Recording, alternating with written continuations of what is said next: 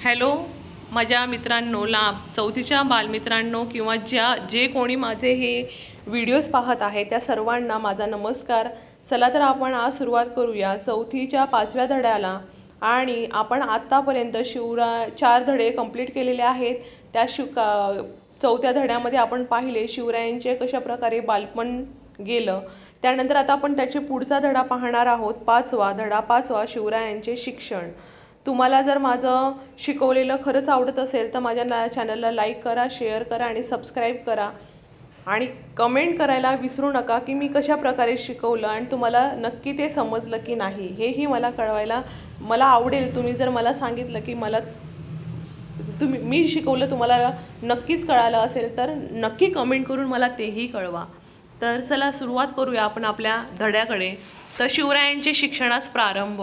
स्वतः शहाजीराजे हे संस्कृतचे गाडे पंडित होते, म्हणजे त्यांनी स्वतः शिक्षण घेतलं होतं संस्कृत या विषयाचं। त्यांनी आपल्या आता त्यांना जहागिरी मिळाली होती बंगळूरची, कर्नाटकातील बंगळूरची त्यांना जहागिरी मिळाली होती आणि त्या बंगळूरच्या दरबारात अनेक भाषांच्या पंडितांना आणि कलावंतांना आश्रय दिला होता। बघा कोणी दिलं होतं? शहाजीराजांनी।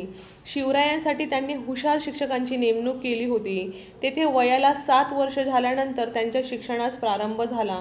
कितव्या वर्षी? 7व्या वर्षी। थोड्याच काळात शिवराय लिहिण्या वाचण्या कलेत पारंगत झाले। रामायण, महाभारत, भागवत त्यातील गोष्टी ते स्वतः वाचू लागले। त्यांना वाचन आल्यानंतर त्यांनी स्वतः रामायण, महाभारत आणि भागवत ह्या गोष्टी त्यांनी वाचल्या आणि शहाजीराजांनी शिवरायांना युद्धकला शिकवण्यासाठी काही शिक्षकांची नेमणूक केली होती।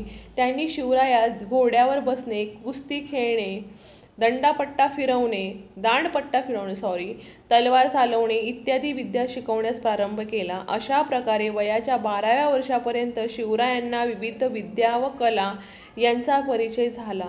बघा कशा प्रकारे 12व्या वर्षापर्यंत त्यांना विविध विद्या व कला त्यांना पारंगत झाले होते। त्यांनी वेगवेगळ्या विद्या शिकल्या होत्या, अनेक विषय त्यांनी शिकून घेतले होते। लवकरच आदिलशहाने शहाजीराजांना कर्नाटकातील नायकांची राज्य जिंकण्याच्या मोहिमेवर पाठवले। या मोहिमेवर जाण्यापूर्वी शहाजीराजांनी जिजाऊ व शिवराय यांची पुणे जहागिरीकडे रवानगी केली। बघा अशा प्रकारे त्यांनी काय केलं होतं? आदिलशहाने शहाजीराजांना जी राज्य जिंकण्यासाठी इतर कर्नाटकातील इतर नायकांची राज्य जिंकण्यासाठीच्या मोहिमेवर पाठवले होते।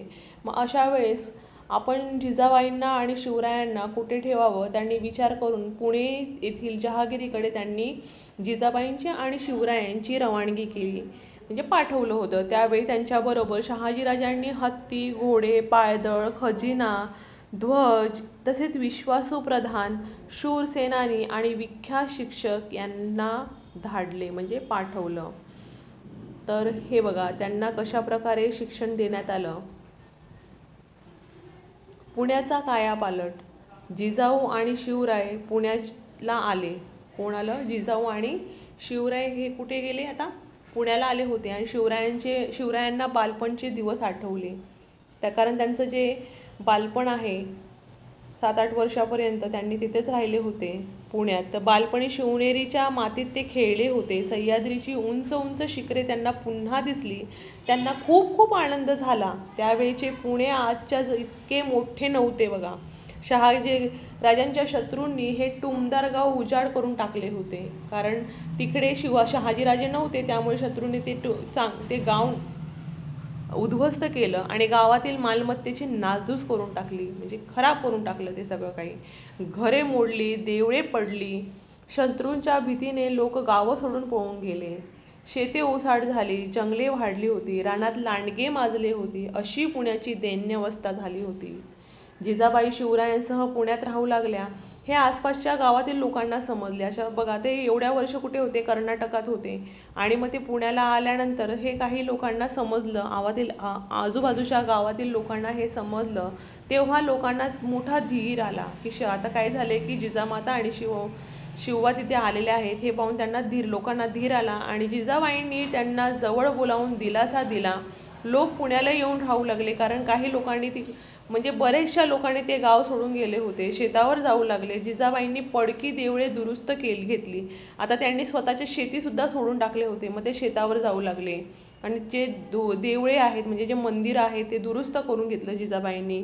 देवळात सकाळ संध्याकाळ पूजा होऊ लागली. गावात लोकांनी गजबजू लागले. गाव काय झालं आता, सगळे लोक आल्यामुळे गजबजू लागले. त्यामुळे पुण्याचे रूप पालटले. आता बघूया दादाजी कोंडदेवांची कामगिरी.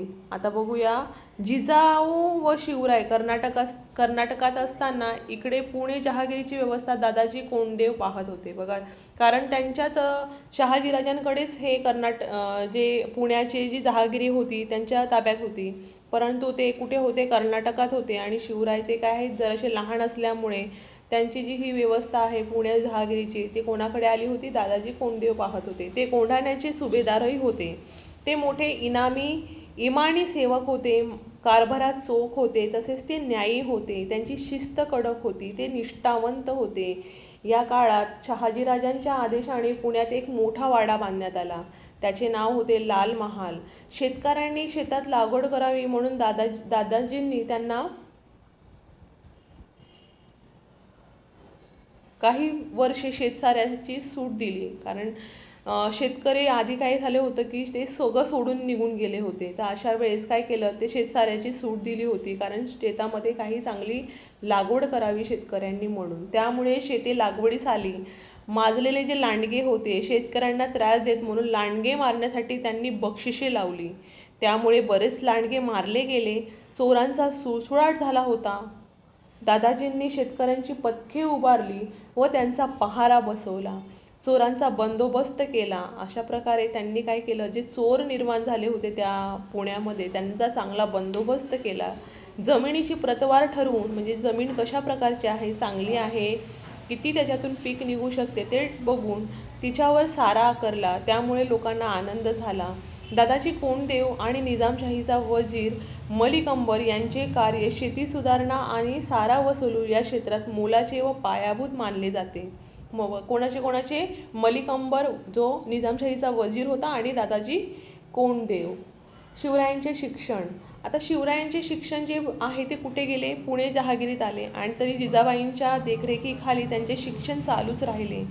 बंगळुरूहून येताना शहाजीराजांनी सोबत दिलेल्या नामवंत शिक्षकांनी शिवरायांना अनेक शास्त्रे व भाषा शिकवल्या. उत्तम राज्यकारभार कसा करावा, शत्रूशी युद्ध कसे करावे, किल्ले कसे बांधावे, घोडे व हत्ती यांची परीक्षा कशी करावी, शत्रूच्या दुर्गम प्रदेशातून निसटून कसे जावे इत्यादी अनेक विद्या शिवरायांना अवगत झाल्या. शिवरायांची शिक्षणातील ही प्रगती पाहून जिजाऊंना मोठा आनंद झाला. बघा, असे हे जे त्यांचं जे कौशल्य आहे, युद्ध कौशल्य म्हणा, किल्ले कसे बांधावे, घोडी व हत्ती यांची परीक्षा कशी करावी, अशा सगळं पाहून हे जिजाईंना खूप आनंद होऊ लागला. आता आपण पाहूया वीरमाता जिजाबाईंची शिवरायास शिकवण काय दिली. जिजाबाई ही काही सामान्य स्त्री नव्हती. ती लखुजी जाधवांच्या बल्लाढ्य सरदाराची कन्या आणि शहाजीराजांच्या पराक्रमी पुरुषाची पत्नी होती. राजकारणाचे व युद्धनीतीचे बाळकडू जिजाबाईंना लहानपणापासूनच मिळाले होते. जाधव व भोसले या दोन्ही प्रसिद्ध घराण्यांची लढाऊ परंपरा त्यांच्या ठिकाणी एकत्र आली होती. जिजाबाई मोठ्या स्वाभिमानी व स्वातंत्र्यप्रिय होत्या. मराठा सरदारांनी कितीही पराक्रम केला तरी सुलतानांच्या दरबारात त्यांची चीज होत नाही याचा त्यांना वाईट अनुभव आला होता. निजामशहाने भर दरबारात त्यांच्या पित्याची म्हणजे लखुजी जाधव यांची हत्या केली होती. त्याचे दुःख त्यांनी पचवले होते. जिजाबाईंनी आता निश्चय केला होता की त्यांचा शिवबा अशी परक्यांची चाकरी करणार नाही. तो स्वतः आपल्या लोकांचे राज्य म्हणजे स्वराज्य स्थापन करील. या विचाराने त्या शिवरायांना घडवत होत्या. मावळ्यात राहणाऱ्या लोकांना मावळे म्हणत. काय म्हणत? मावळ्यात राहणाऱ्या लोकांना मावळे म्हणत. मावळे इमानी, कष्टाळू, चपळ होते. काटक म्हणत त्यांचा हात कोणी धरत नसे, पण ते सुलतानांनी राजवटीने गांजले होते, कारण त्यांना सुलतानाच्या इथे काम करावं लागत होते. सुलतानांच्या लष्कराकडून गावे लुटली जात. जे त्यांचे जे सुलतानांचे लष्कर होते ते इतके खराब होते, त्यांनी गावे लुटून घेतली.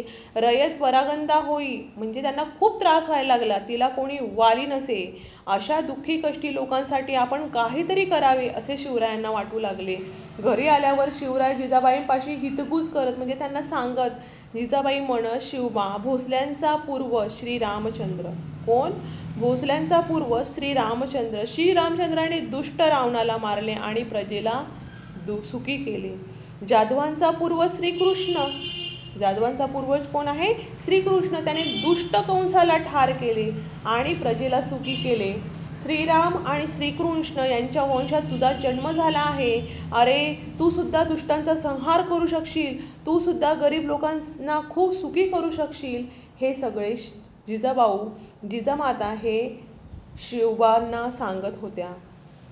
आईच्या या उपदेशाने शिवरायांना हुरूप येई. राम, कृष्ण, भीम, अर्जुन या वीरांच्या गोष्टी त्यांना आठवत. हे वीर पुरुष शिवरायांना सतत ज्ञानी मणी स्वप्नी दिसत. हे वीर अन्यायाविरुद्ध ते जसे लढले तसे आपण लढावे असं शिवरायांना वाटू लागले. त्यांनी दुष्टांचा नाश केला तसा आपण करावा, त्यांनी प्रजेला सुखी केले तसे आपण करावे, आपण न्यायी व्हावे, धाडसी व्हावे, पराक्रमी व्हावे असे शिवरायांना सतत वाटू लागले. शिवरायांचा नवा अंमल. आता बघूया शिवरायांचा काय आहे अंमल. पुणे जहागिरीत आता जिजाबाईंच्या मार्गदर्शनाखाली शिवरायांचा नवा अंमल सुरू झाला. या कामासाठी शहाजीराजांनी पूर्वतयारी करून दिली होती. त्यांनी शिवरायांना बंगळूरहून पुण्याला पाठवताना शामराव निळकंठ पेशवे, बाळकृष्ण हणमंते, हे बघा ही जी नावं आहेत तुम्ही लक्षात ठेवा, जी की आहेत सामराज निळकंठ पेशवे, बाळकृष्ण हणमंत, मुजुमदार मानकोजी तोंडे सरनोबत, रघुनाथ बल्लाळ सबनीस, सोनोपंत डबीर अशी मातब्बर मंडळी त्यांच्याबरोबर दिली होती. जणू हे सर्व स्वतंत्र राज्याचे अधिकारी. शिवरायांनी आपल्या जहागिरीचा कारभार उत्तम रीतीने पाहावा म्हणून शहाजीराजांनी हे अधिकारी पुण्यास पाठवले होते. त्यांच्या मदतीने शिवराय जहागिरीचा कारभार पाहू लागले. बघा हे शिवाजी महाराज पुढे काय करत होते की त्यांच्या मदतीने जहागिरीचा कारभार पाहू लागले, लोकांच्या सुखदुःखांच्या गोष्टीकडे लक्ष देऊ लागले, रयतेवर अन्याय करणाऱ्यांना शिक्षा होऊ लागल्या. एक प्रकारे शहाजीराजांच्या जहागिरीचा काया पलटत होत होता. पुढे होऊ घातलेल्या स्वराज्याचा नमुनाच मावळ्यांच्या पाहायला मिळत होता. जणू तो स्वराज्याचा अरुणोदयच होता. शिवरायांचा आपण आता पाहूयात विवाह. त्या काळात अगदी लहानपणीच लग्न करण्याची पद्धत होती. तेव्हा जिजामात्या म्हणाल्या, आता शिवबाचे दोहोंचे 4 हात करायला पाहिजेत. मग शिवबाकरिता मुली पाहणे सुरू झाले. एक मुलगी त्यांना पसंत पडली, तिचे नाव सईबाई. फलटणच्या नाईक निंबाळकर घराण्यातील ती मुलगी. हा विवाह मोठ्या थाटामाटाने साजरा झाला. बघा अशा प्रकारे हे शिवरायांचे जे स्वराज्य आहे कशा प्रकारे निर्माण झाले, त्यांचे शिक्षण कसे त्यांनी पार पाडले हे आपण पाठात पाहिले. जर तुम्हाला हा मी धडा शिकवलेला आवडला असेल तर चॅनलला नक्कीच लाईक करा, सबस्क्राईब करा, शेअर करा, कमेंट करायला विसरू नका आवडला असेल तर. थँक्यू.